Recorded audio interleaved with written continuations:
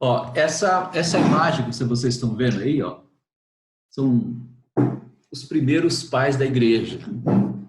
Por isso que hoje a gente vai estudar sobre a patrística. Então, esses homens foram muito importantes na vida da igreja. E quando a gente fala de patrística, a gente não estuda somente os homens, mas também algumas coisas daqueles que eles escreveram, que foram importantes, né? Deixa eu já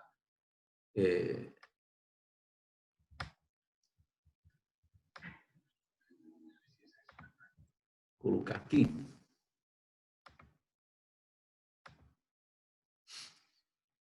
Os pais da igreja.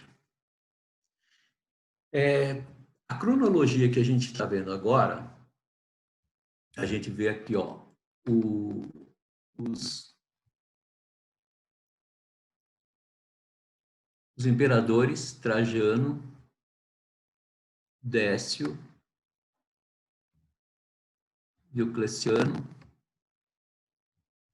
e aqui começa a nossa história, né? No ano 100, depois que os apóstolos já, a maioria deles já morreu, né? Vamos ter Inácio, Policarpo, Justino, Marcião, lembra que o nosso estudamos heresias? Marcião, olha como ele está na história, no ano 100 e pouco. Montano, Irineu, era um bispo de Lyon, lá na França. Tertuliano, esse cânone muratoriano, que nós vamos falar um pouquinho dele, esse Clemente de Alexandria, Orígenes, Cipião, e aí continua com os outros imperadores. Então, primeiramente, quando falando do cano muratório, esse cano muratório, já ouviu falar do cano de Muratori? Muratori foi um homem, Antônio Muratori, em 1672 até 1750, e que ele achou esse fragmento escrito em italiano, em latim, muito ruim, um latim bem primário, né? Mas tinha a relação dos livros do Novo Testamento. Então, isso aqui, alguns acreditam que foi... Ele descobriu no século XVII, né? Mas alguns acreditam que era já no século II ou III que já existia essa lista. Então, era uma cópia mais antiga que tem, que só lista os nomes dos livros. Nessa figura, né, os nomes dos livros que o autor desconhecido da lista considerava admissíveis com alguns comentários. A lista está escrita em latim e encontra-se incompleta, daí é chamado também de fragmento moratório. Né? Então, por causa de todos esses fragmentos que a gente nota aqui, ó, né, esses fragmentos aqui estão corrompidos. Então, é uma lista que eles tentaram mais ou menos colocar, mas aí ela tem a lista dos livros do Novo Testamento. Nem todos os livros estão, o primeiro, o Mateus e Marcos. Pedro, desculpa te cortar, mas está falhando bastante o seu áudio. Alguém mais está falhando? Sim, Pedro. Sim. Ixi, e agora? Agora eu não sei o que eu... Agora ficou normal, agora melhorou. Ah, é? Então acho que talvez eu tenha que falar um pouco mais perto aqui.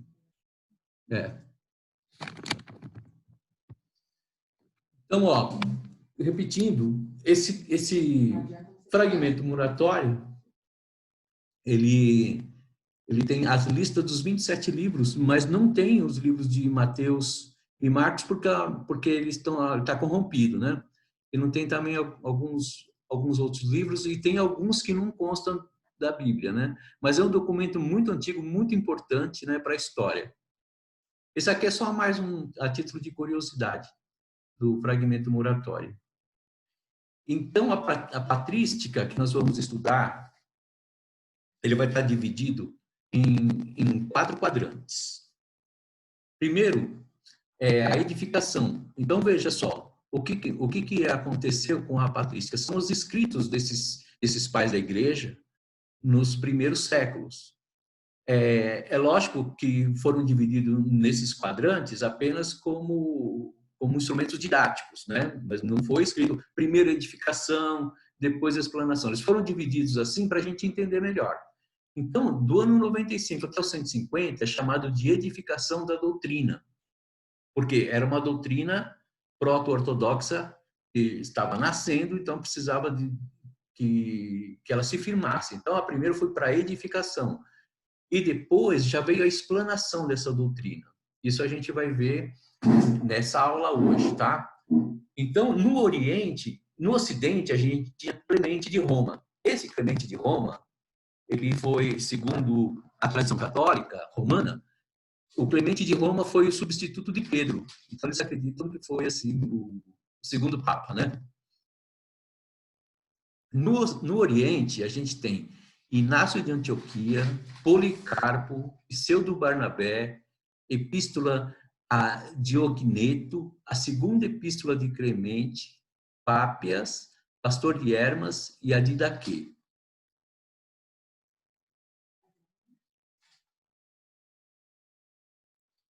No Ocidente, a gente tem o Tertuliano na explanação. Esse Tertuliano é um homem muito importante. Foi muito importante na história. No Oriente, a gente tem Aristide, Justino, o mártir, Taciano, Antenágoras, Teófilo de Antioquia. Eu acredito até que vocês nunca ouviram falar de alguns deles, né?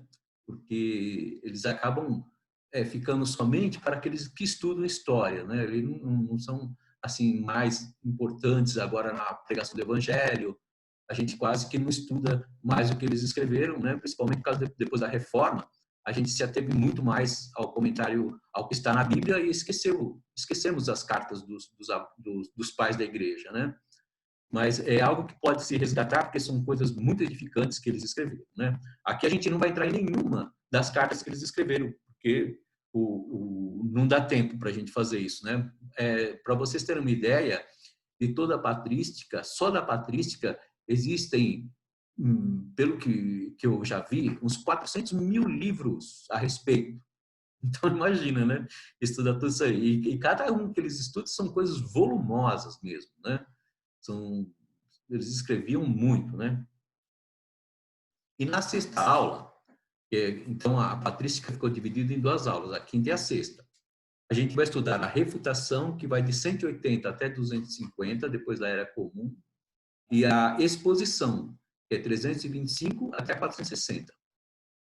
Na refutação, no Ocidente, a gente vai ver Irineu de Lyon, Tertuliano e Cipriano. No Oriente, a gente tem Escola de Alexandria, Clemente de Alexandria e Orígenes. Na exposição no Ocidente, a gente tem Jerônimo, que São Jerônimo, aquele que fez a Vulgata em latim, né, da Bíblia, ele traduziu nos escritos gregos e escritos hebraicos a Vulgata de São Jerônimo, né? E Ambrósio e Agostinho. Agostinho foi um dos principais filósofos desse movimento patrística, né? E no Oriente a gente tem Atanásio.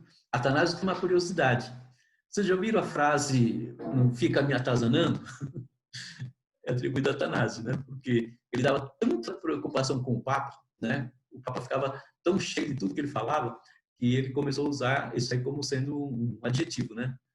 Ficar atazanando, né? Por causa de Atanásio. Basílio de Cesareia, Crisóstomo, João Crisóstomo, Teodoro, Eusébio de Cesareia.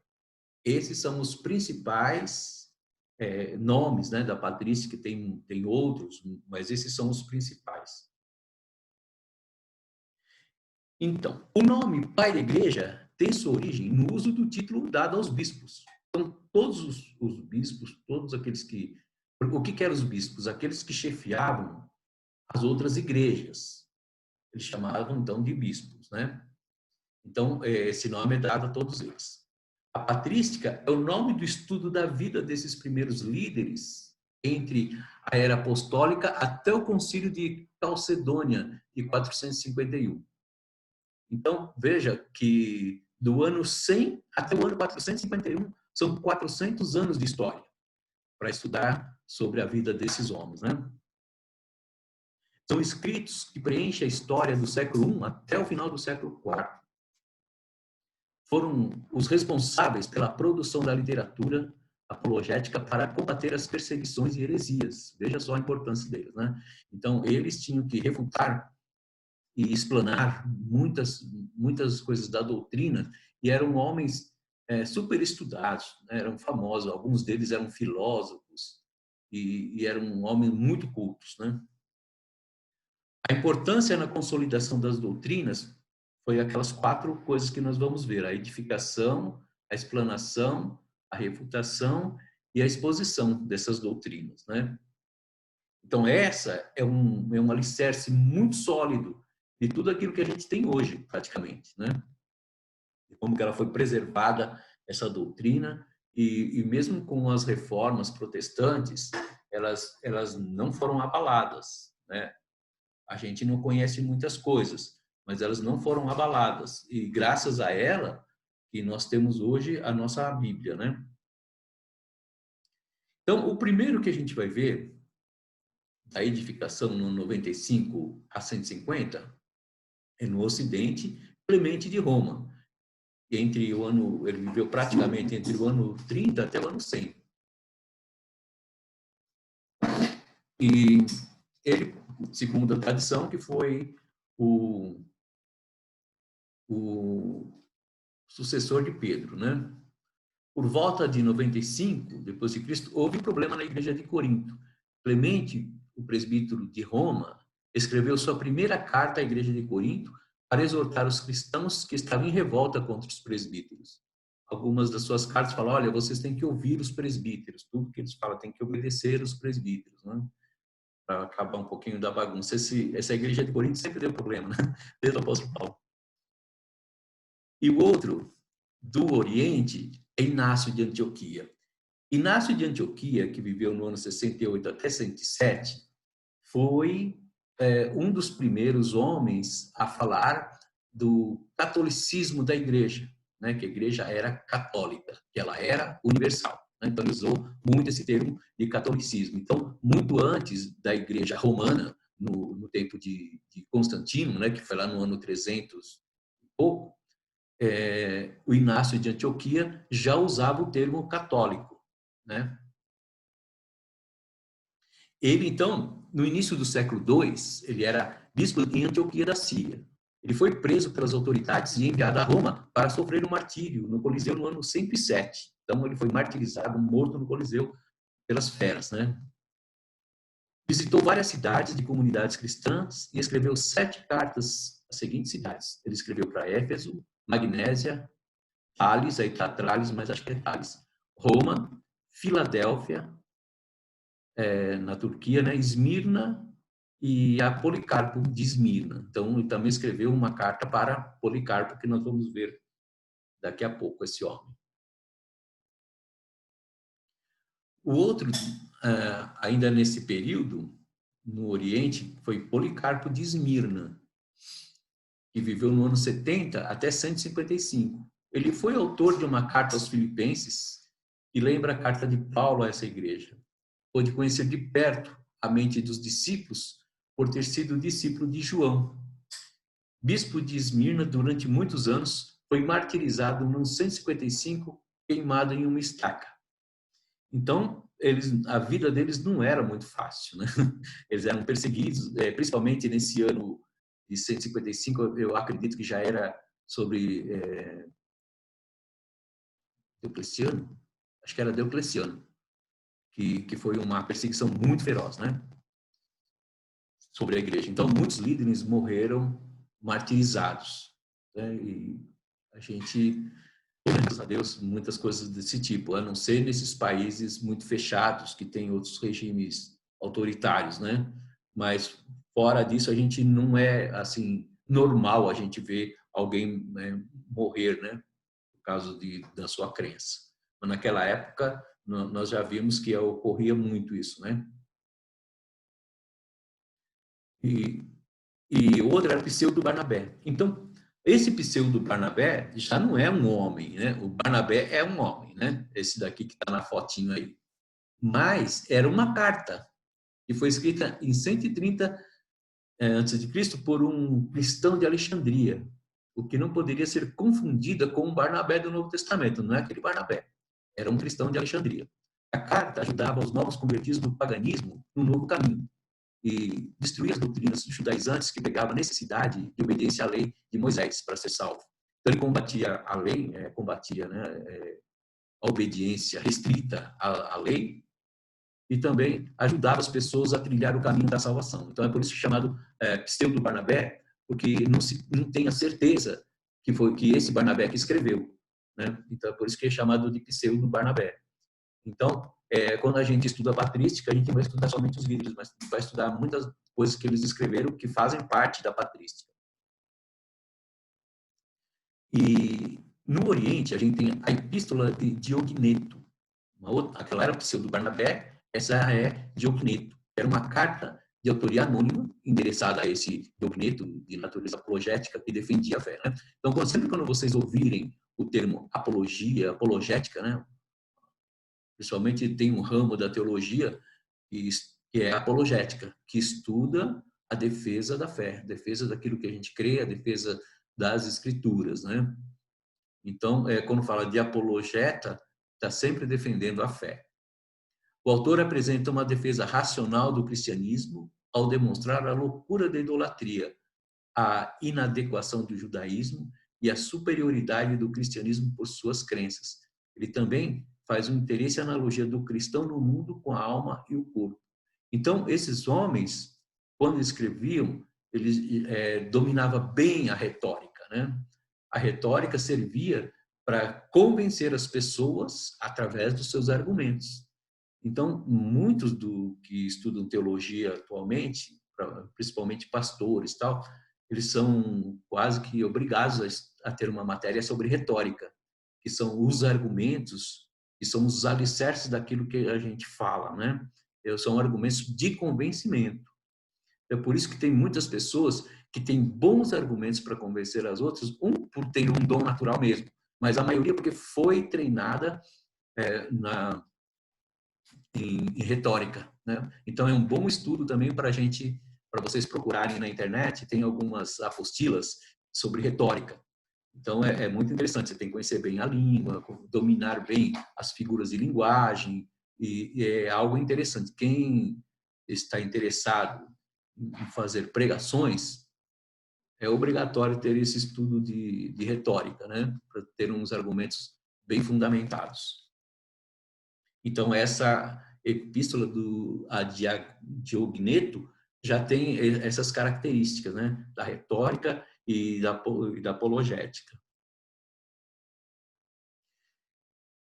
O quinto é Epístola de Clemente, aquele Clemente que nós vimos lá no início, né? Embora não seja uma carta, mas um sermão, né? Então, o sermão, no catolicismo, é chamado de homilia, no protestantismo é chamado de sermão. Então, quando fala a homilia do padre, né, na igreja, é o sermão, né? E não tinha sido escrita por Clemente. Essa obra é geralmente considerada um dos escritos dos pais apostólicos e foi escrita por volta de 150. Então, como está escrito Epístola de Clemente, porque usaram o nome Clemente na epístola. Eles faziam isso como um recurso para buscar autoridade. Então, para as pessoas não refutar de cara, né, aquilo que eles escreviam, ele punha o nome de alguém importante na carta, como o caso de Clemente, que aí o pessoal ia ter mais interesse em ler, né? Então, por isso que é chamado de Epístola de Clemente. Então, esse foi um recurso usado em vários livros, né? Que às vezes as pessoas, por exemplo, a gente tem hoje o Evangelho de Judas Iscariotes, o Evangelho de Filipe. Não foram eles que escreveram, foram dados nomes, né? Para buscar autoridade.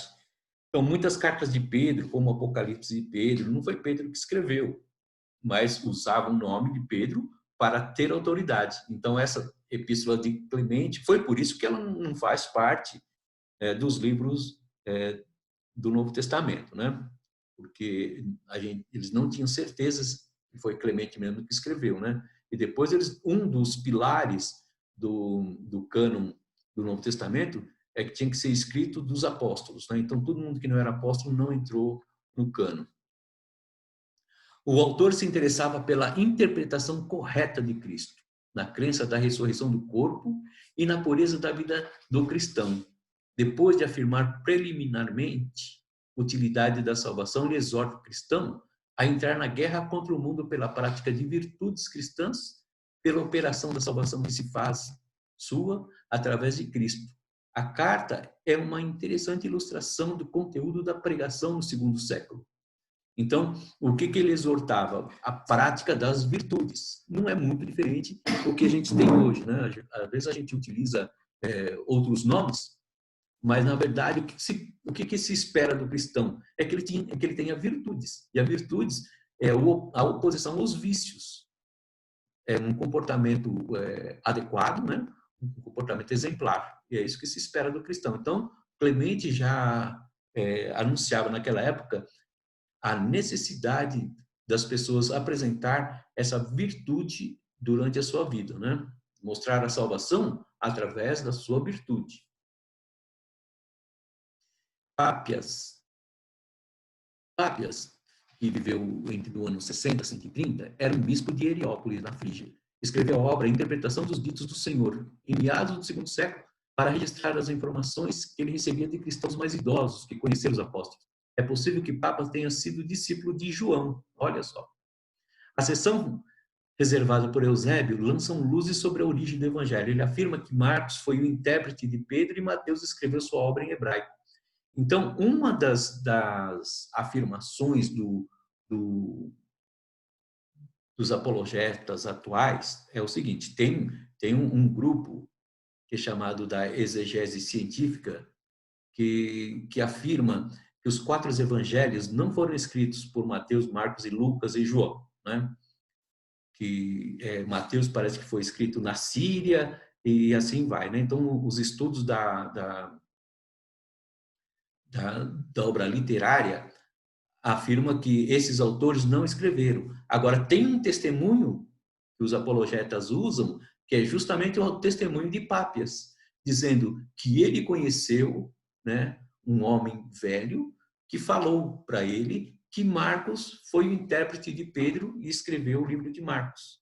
E Mateus escreveu a sua obra em hebraico. É lógico que ele não conheceu Mateus, mas ele afirmou que alguém, né, um dos apóstolos, no caso João, provavelmente, afirmou para ele que Marcos tinha escrito a sua obra em hebraico. Muito se discute se Mateus escreveu em aramaico e depois traduziu para o grego e depois para o hebraico, né? Mas a maioria dos estudiosos já afirmam que Mateus foi escrito mesmo em hebraico.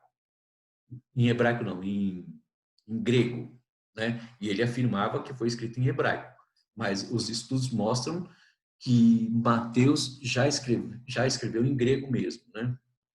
É bem provável que do grego foi traduzido para o hebraico. E o outro era o Pastor de Hermas. Muitos já ouviram falar, né, do Pastor de Hermas. Esse Pastor de Hermas era também um livro do Apocalipse, né? Ele foi escrito possivelmente no ano 150 por Hermas, considerado pelo autor do Cânon Moratoriano como irmão de Pio, o bispo de Roma, entre 150 e 155. Então, esse Hermas foi um homem muito importante. Tem os escritos dele que é bem, assim, quase que bem atual, né? De tudo que ele afirma naquilo que ele está escrevendo. Inclusive, vocês podem ter acesso a esses escritos consultando na internet, né? Você colocar lá Pastor de Hermas e dar uma busca no Google, você vai se deparar com os livros dele, né? Com os seus escritos e a análise que os estudiosos fazem a respeito. E a Didaquê. A Didaquê era um manual de catequese. Catequese eram os ensinos dos apóstolos, né? De como ganhar novos convertidos, né?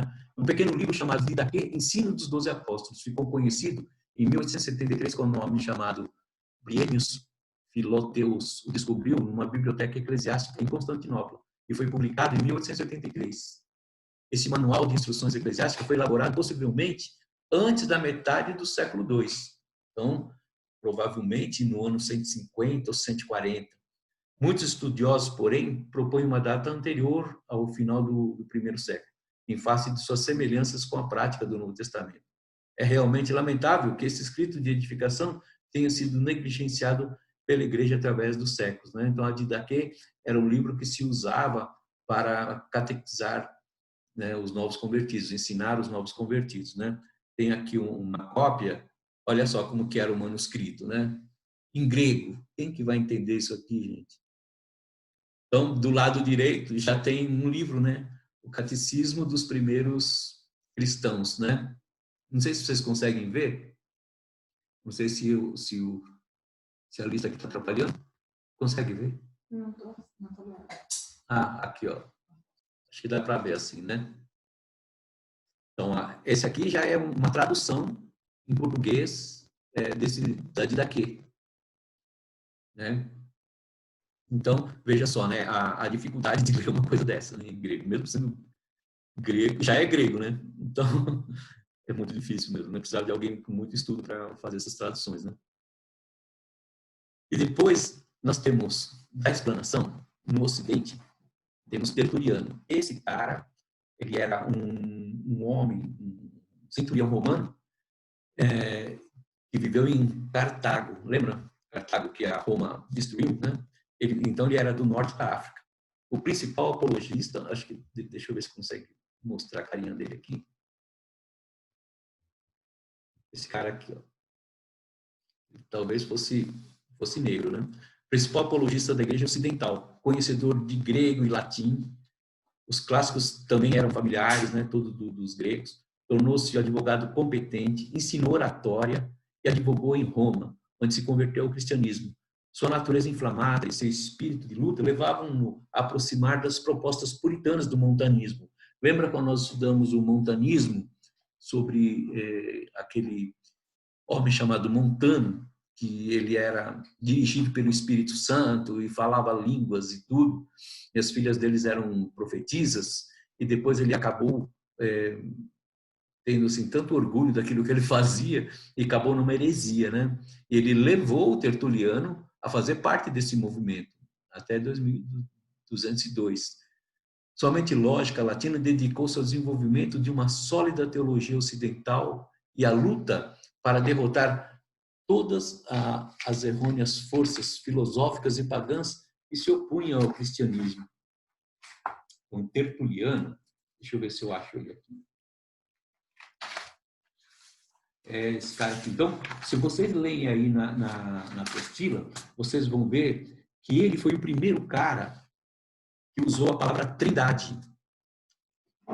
Então, ele cunhou esse termo trindade, né? Que até então não existia. Então, é por isso que hoje você vai procurar na Bíblia, trindade não existe.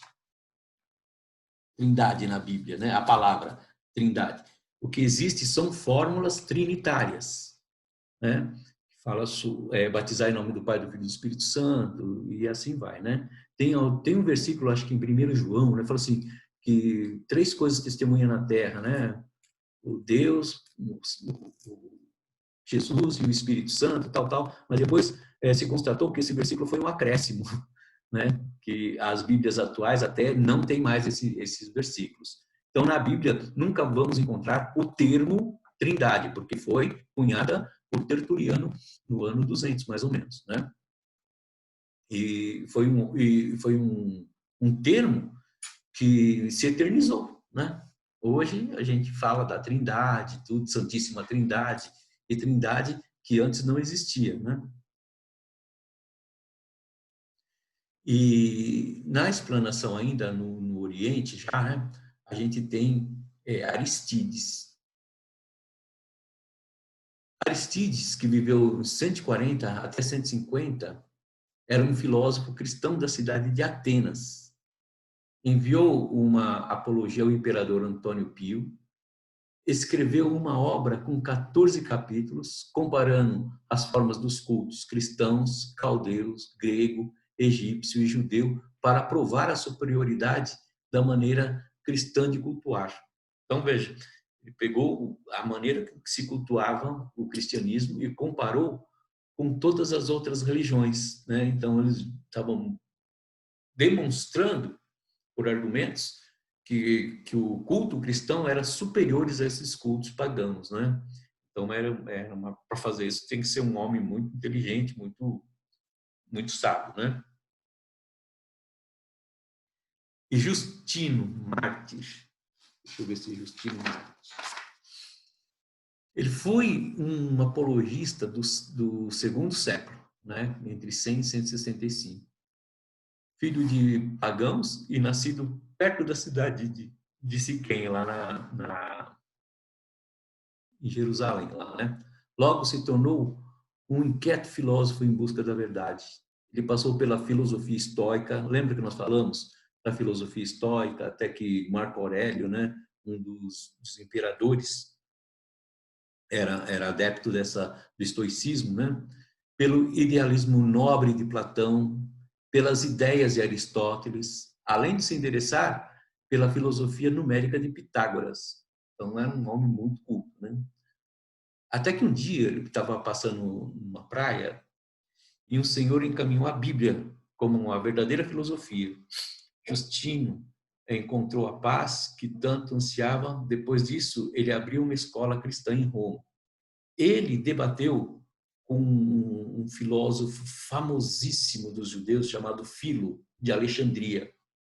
Esse Filo de Alexandria era um homem espetacular. A gente não vai estudar sobre ele, mas depois vocês podem procurar na internet que ele tinha uma convicção judaica muito afinada mesmo. Ele era um grande filósofo de Alexandria e Justino debateu com ele, tentando mostrar a superioridade cristã, né, de Jesus com relação às leis de Moisés, tal, mas não conseguiu, né?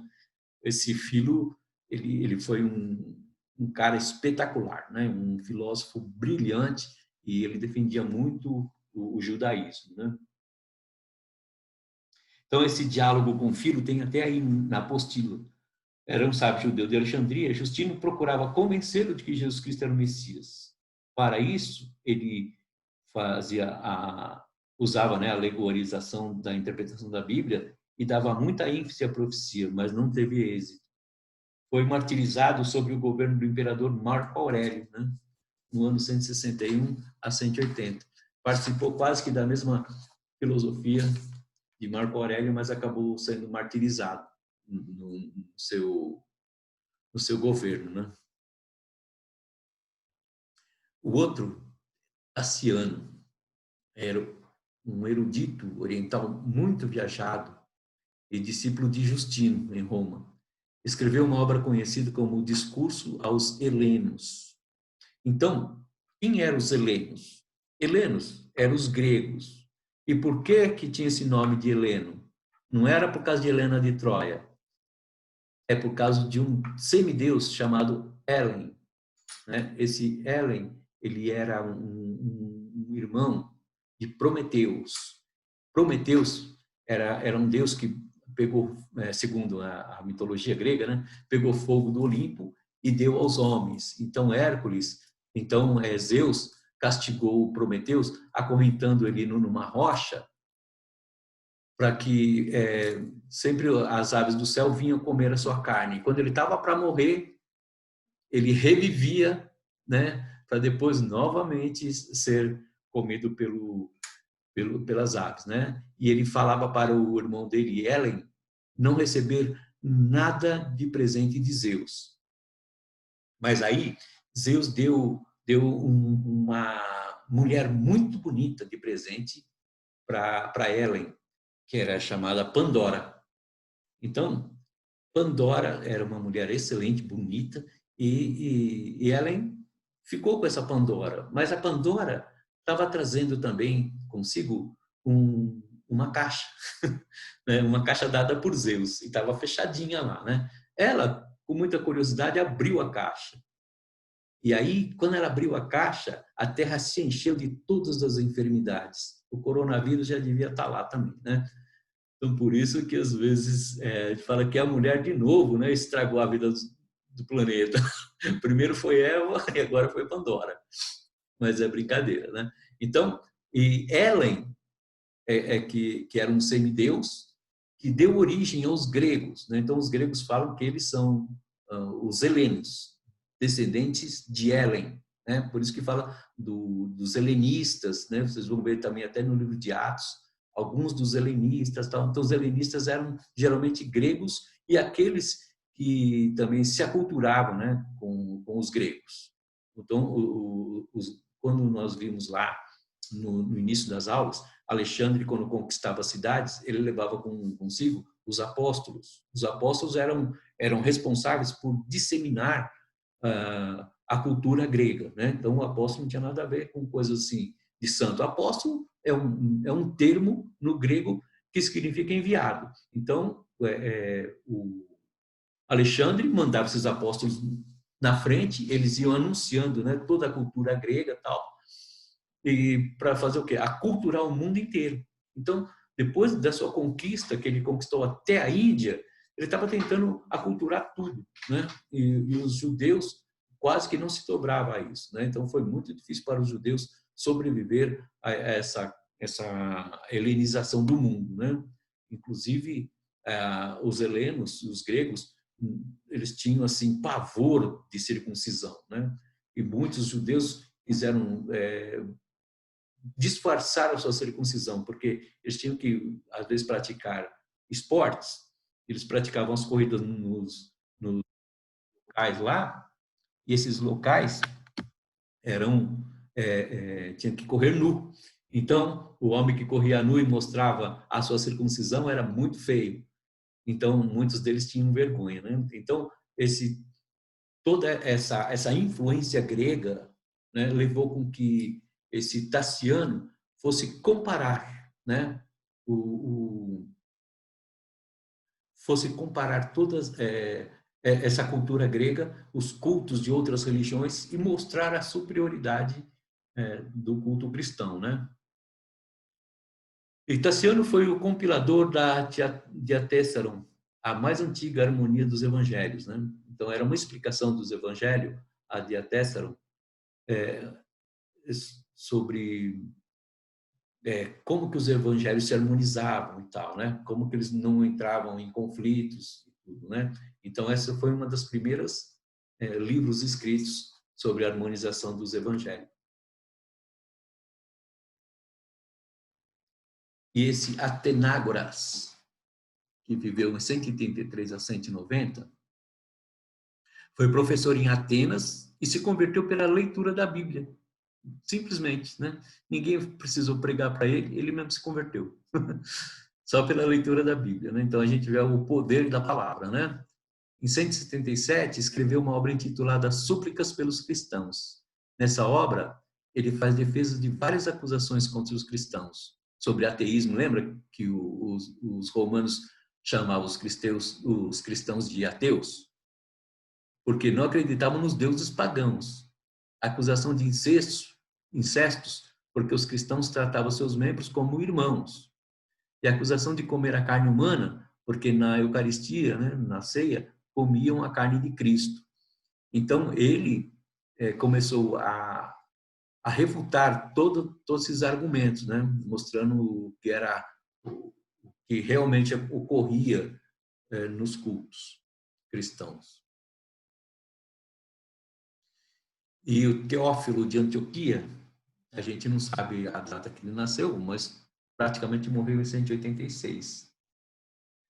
Depois de 180, ele escreveu uma obra com o nome Apologia a Autólico. Autólico era um magistrado, o qual Teófilo queria convertê-lo ao cristianismo através de argumentos racionais. Foi o primeiro a utilizar a palavra trias com referência à trindade, né? Os seus argumentos, ao invés de usar a palavra trindade, ele usava trias. E é isso. São esses pais da igreja que a gente, nesses dois blocos, né? O bloco da explanação e da explanação e da exposição. A edificação e explanação das doutrinas foram feitos por esses principais líderes da igreja, né? Eram pessoas muito influentes, eram bispos, não eram pessoas sem nenhum preparo, né? Tanto é que ficaram para a posteridade, né? São homens muito influentes e se vocês tiverem oportunidade de ler as suas cartas, assim, por curiosidade. É lógico que a gente não vai basear a nossa vida naquilo que eles escreveram, porque era uma coisa mais cultural, né? Daquilo que eles viveram naquelas primeiras épocas. Mas são muito edificantes aquilo que eles escreveram, né? Não são inspirados, não foram considerados inspirados, porque às vezes não tinha muita a sua autoria às vezes era duvidosa, mas eram livros recentes, né, novos. Então, o cânon foi buscar os livros mais antigos, né, para formar o Novo Testamento com os 27 livros. Mas são livros interessantes que mostram muito da história, mostram muito da cultura e dos costumes que aquelas pessoas, que os nossos primeiros cristãos, né, os nossos primeiros irmãos viviam, né? Viviam sob perseguição. Muitas das coisas que às vezes a gente ouve falar, que tinha culto nas catacumbas, né, lá de Roma, muitas coisas são lendas, né? Não eram sempre que eles faziam culto nas catacumbas, a maioria dos cultos eram nas casas, né? Então, muitas coisas acabou sendo lenda e acabou entrando para a posteridade, né? E tantas outras coisas que a gente, sem estudar, a gente às vezes embarca num dito que depois a gente vê que eram lendas, né? É o caso da Septuaginta, que fala que quando foram traduzir a Bíblia para o grego, lá no ano 285, com Ptolomeu, fala que tinha 72 homens que traduziram a Bíblia, cada um numa cela, depois eles foram confrontar as traduções, eram todas iguais, e não sei o quê. Isso aí é uma carta de um homem chamado Aristeia, que explicou isso, mas é uma lenda, não foi assim que ocorreu. Então, a gente, quando começa a estudar, a gente começa a entender, né, que a primeira coisa que eles traduziram foi a Torá, e os outros livros foram no decorrer de 300 anos para ter toda a tradução, né? E traduziram também outros livros que depois foram excluídos do cânon hebraico. Mas naquela época em que foram escritas, elas faziam parte da leitura dos judeus também, né? Depois elas foram consideradas como livros de sabedoria somente, né? E de edificação. Então eram livros que tinha os livros que sujavam as mãos e os livros que não sujavam as mãos. Os livros que sujavam as mãos eram os livros inspirados, porque eles eram tão sagrados, quando pegavam sobre aquele livro, sujavam as mãos, era obrigado a lavar as mãos, né? Os outros livros que não eram inspirados não sujavam as mãos, né? Então teve 3 camadas, né, para formar o cano hebraico, né? Depois os profetas e por último foi os escritos, né? E a gente vai estudando e vai entendendo, né, como que ocorreram todas essas coisas, tá bom? Eu vou deixar aqui e eu vou abrir para perguntas. Se alguém quiser perguntar, pode destravar o microfone e fazer a pergunta. Pedro, eu estou aqui pensando em quanto da cultura helenística e grega a gente carrega na nossa cultura hoje, né? Inclusive, uma das culturas que a gente tem é o casamento na igreja, né? Uhum. Pela cultura grega, a mulher casava de branco e no templo. Aí ele levava aquela mulher, o homem levava aquela mulher para casa. Quando chegava em casa, ele pegava a mulher no colo para entrar em casa. Por quê? Para os espíritos da casa não estranhar a presença dela. Então, levava ela no colo e então quando chegava dentro do quarto, colocava ela dentro do quarto, que aí os espíritos já estavam acostumados com ela, né? Não era uma estranha. Então, agora você imagina... É uma cultura que a gente carrega até hoje, né?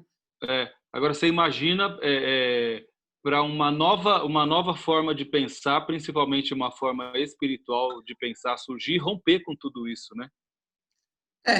Eu acho assim, como é uma cultura, ele não influencia espiritualmente, né? Então muita gente às vezes fala, você é casado no civil ou na igreja?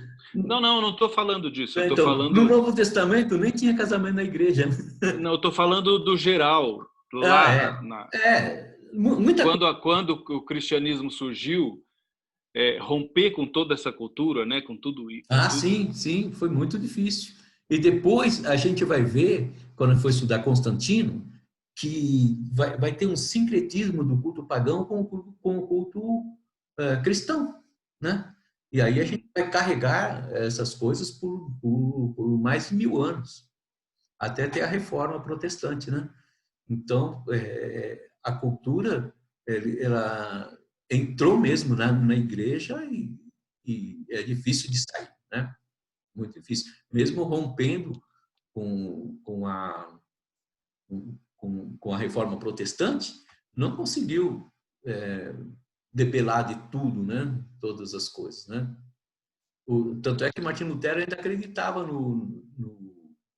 na, no purgatório, né? Acreditava em algumas coisas, porque ele não queria fundar uma religião, ele queria reformar a igreja só. Mas aí Queria consertar as coisas. queria consertar. Muito bom. Mais alguém? Pedro, e a maioria desses bispos, né? Não estou ouvindo. Tá me ouvindo? Tá me ouvindo Agora agora? sim. Pode falar. Tá. A maioria, pelo que eu li aqui, a maioria dos bispos, né? Eles eram pessoas influentes. A maioria deles tinham muito dinheiro, né? Pelo que eu vi. Eram pessoas que tinham muito dinheiro. Pelo menos quase todos que eu vi assim eram pessoas ricas, né? Vindo de famílias ricas, né? Eles eram de famílias ricas, mas não compraram a sua posição por dinheiro, né? Uhum. Que depois que estabelece em Constantino, que já forma mesmo aquela ideologia, né, da Igreja Católica, muitos papas conseguiram os títulos por causa de dinheiro. Isso. É chamado o pecado da... Já ouviram falar? Esse pecado da simonia com referência a Simão lá no livro de Atos, que queria comprar o dom do Espírito de Pedro, né? Ofereceu dinheiro para ele ter também o dom de impor as mãos sobre as pessoas e elas falarem em línguas, né? Isso é chamado o pecado de simonia, né? Com relação a esse Simão, o mago, que queria esse poder, né? Então, mais tarde isso vai ocorrer, né? As pessoas os títulos, né? Compra título de bispo, título de papa e por aí vai, né? Entendi. Obrigado, viu? Nada. Os cristãos aqui seriam os católicos? Oi? Os cristãos aqui seria da Igreja Católica? Então, antes de Constantino, não tinha essa divisão entre protestantes e católicos, era tudo católico, né? Mas o catolicismo do início que Eusébio estava falando, Eusébio de Cesaré falou, olha, a igreja é cristã e católica, né? Católica porque ela era do mundo inteiro, era universal, não é? Tanto é que o primeiro credo de Nicéia vai falar, creio numa só igreja católica e apostólica, né? Mas não fala que é romana. Fala que é Só depois de Lutero é que surgiu o que se pode chamar de igreja protestante, né? É assim, Então, tinha a igreja católica romana, que veio depois de Constantino, mas ela foi oficializada, não foi por Constantino, foi por Teodósio, a gente vai estudar isso, né? Teodósio é que oficializou o cristianismo no Império, né? Foi aí, então... Queira ou não, nós descendemos da Igreja Católica, né? Não, mas a gente descende, sim, da Igreja Católica, né? Graças à Igreja Católica é que nós temos a Bíblia. Se não fosse por elas, nem a Bíblia a gente ia ter, né? Então, é lógico que depois eles se perderam. A gente vai estudar isso quando for estudar Constantino, vai ser na aula 7. A gente vai estudar sobre Constantino, a gente vai falar um pouquinho mais sobre isso, né? Mas nós devemos muito aos católicos. E principalmente por essa preservação da Bíblia, né? Foi graças a ele. Assim como hoje em dia algumas igrejas protestantes se perdem por aí, né, Pedro? E deixam de pregar o evangelho Tem E bastante. pregam outra coisa que não é evangelho, né? É. Eu, às vezes, fico pensando que um Lutero precisa se levantar aí e quebrar umas coisas, dar uns pontapés. Mas agora é difícil, né?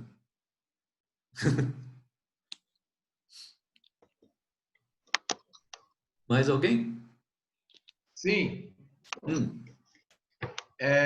Pastor Pedro, Oi. mas está falando, graças à Igreja Católica, nós temos a Bíblia. Eu era católico até 2 anos atrás, né? Uhum. Mas me converti há 2 anos, eu e a Cláudia, minha esposa. Mas o que adianta ter a Bíblia e não pratica a Bíblia? Não usa a Bíblia? Fica complicado, né? Não, então, mas veja só. E isso a gente fala de uma maneira geral. Os católicos não obedecem de uma maneira geral. Mas tem católico que obedece. Né? Bem, Também aqueles fanáticos e tal. O que está acontecendo hoje no cristianismo? A gente já tem os cristãos praticantes e não praticantes. Né? Então, isso vai acabar acontecendo, porque a maioria começa a se conversão em massa e tal, mas eles não são doutrinados e nem ensinados. Ninguém se preocupa em ensinar a Bíblia, ensinar a maneira de viver, entendeu? Então, deixa eu viver como o jeito que ela está, porque a gente pode observar, né, principalmente no meio neopentecostal, as pessoas vão na igreja para quê? Para receber cura, para ficar rico e trazer o esposo de volta e tirar os filhos das drogas e só. Não quer compromisso com nada, entendeu? Só quer saber que ele é poderoso, que as palavras dele têm poder, que Deus vai ajudá-lo em tudo que ele fizer e tal. Então, acaba sendo um evangelho muito raso, né? Somente objetivando as coisas daqui da terra, né? Isso já ocorre, né? Pedro, eu não sei agora, né? Mas eu também era católica e há 18 anos atrás, quando eu me converti, a gente não lia a Bíblia. E quando você questionava muito, acontecia como aconteceu comigo. Era excomungado da igreja. Eu fui expulsa da igreja quando eu comecei a questionar lá o padre. Mas é verdade. Isso é verdade. Tem muita gente que, até uma criança de escola dominical, muitas vezes sabe muito mais do que certos católicos, né? Sim, e eu quando eu comecei a estudar a Bíblia, eu estudei com Testemunha de Jeová. E eu estudava e eu ia perguntar para o padre, ele não queria responder, e eu tinha 15 anos, era catequista na igreja, e chegou uma hora que ele me expulsou. Sou proibida de entrar na igreja até hoje. Então, isso é verdade, né? Então, porque, como acho que eu já falei nas outras aulas, que Lutero é que falou somente a Bíblia, né? Só as Escrituras. Mas os católicos não vê a Escritura como sendo o final da palavra de Deus, né? Eles creem muito naquilo que o bispo fala, que o papa fala, né? Então, sim. é por isso que às vezes eles não se atêm muito à leitura da Bíblia, né? Fica mais para o sacerdote. E é um erro, né? Todo mundo tem que ler a Bíblia, né? É verdade. Aí é uma questão de cultura, né? E acho que a Muriel que estava falando, ela foi expulsa da igreja lá porque ela estava no lugar errado. Eu também, estava no lugar errado. Tava. Eu fui pedir lá o curso bíblico para o padre, ele falou, não, agora não está na nossa prioridade, não sei o quê. Quer dizer, você tem que se contentar com migalhas, com o folheto lá, aquelas leituras com a... Então, a maioria dos leigos na Igreja Católica, eles não têm assim muito acesso, a não ser que a pessoa se interesse e ele mesmo vá atrás, né? Porque eles assim dão prioridade àquelas pessoas que abraçam o sacerdócio. Então, se você quer ser um padre, aí você vai fazer a faculdade e tal, estudar, né, no convento deles e tal. Mas para o leigo normal, quase... Até para os catequistas, que eu dava aula para as crianças, para fazer a primeira comunhão, a gente não sabia quase nada. Acho que o meu filho de 10 anos hoje sabe mais do que eu sabia naquela época. É verdade. Então, mas isso aí vem tudo por causa de uma tradição deles, né? Depois que a igreja passou para o Império, ela perdeu muito da sua essência, né? A gente vai ver isso. E foi só lá para 1500 que o negócio muda, né? Então, graças a Deus que hoje a gente é voltado para a palavra de Deus, né? Temos uma obrigação de ter a leitura da palavra de Deus, a interpretação, né? Pode ver que a nossa interpretação da Bíblia ainda faz parte da ortodoxia, né? Graças a esses pais que estabeleceram a ortodoxia, que é uma maneira correta de pensar, que preservou o nosso entendimento da palavra de Deus, né? Senão a gente poderia estar em certos enganos, né? Como ainda tem hoje os agnósticos, todas essas doutrinas que tinha anteriormente, fora as novas que apareceram, né, de heresias, vão permear a religião o tempo todo, né? Depois nós vamos ver uma outra heresia, acho que já com Agostinho e tal, né? Que depois ela acaba, chama a heresia de Pelágio. Tem o pelagianismo, depois tem o semi-pelagianismo, né? E que até o homem que ensinou Lutero, ele era semi-pelagiano. E depois, essa doutrina do semi-pelagianismo vai até o calvinismo, né? Onde vai aparecer os remonstrantes. Esses remonstrantes foram responsáveis pelo arminianismo, né? De Jacobus Arminius, que era um professor deles, e que vai dar base para estabelecer o arminianismo, da qual nós somos descendentes, né? Cremos, a nossa crença é a crença dos arminianismos, e não somos calvinistas, né? A igreja reformada é calvinista, a protestante reformada, né? É calvinista. E nós somos da ala pentecostal, somos arminianos, né? Tem algumas igrejas metodistas que são arminianas. Então, você vê, né? Foi com base em certas discussões, em certas coisas que foram formando vários ramos, né? Então, a gente vai ter, assim, milhares de ramos de interpretações, né?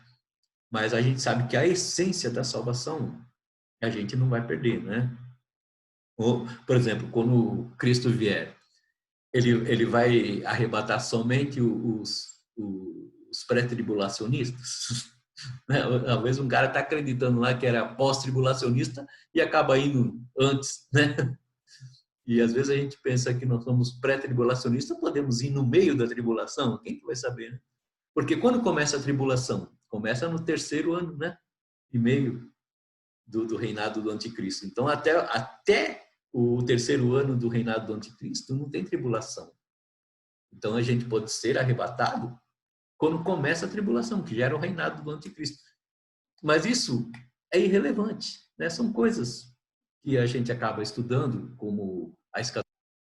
Cada um tem uma visão, mas a gente não tem a certeza de nada, né? Mas são somente interpretações, né? Tá bom, pessoal?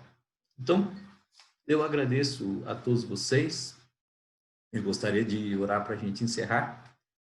E na aula que vem a gente termina, então, esse estudo dos patriarcas do cristianismo, tá bom? Senhor, nós te agradecemos no nome de Jesus pela alegria do teu amor em nossas vidas, pelo teu Espírito Santo, e saber, Deus, que tu és o dono da história, e nada está além e nem aquém daquilo que tu preparastes para o seu povo, Senhor. Tu és o dono de tudo e tudo está em tuas mãos. Nós te agradecemos por ter, ó Deus, esses conhecimentos e que eles sirvam para nós, ó Deus, como pilares da nossa fé, em nome de Jesus. Amém. Amém. Agradeço a todos. Amém. Obrigado e tenham uma boa noite. Tchau, tchau. Amém. Boa noite a todos. Boa noite. Obrigada, pastor. Boa Obrigada, noite. pastor. Boa noite a todos. Obrigado, viu? Boa noite. Tchau. Tchau. Tchau.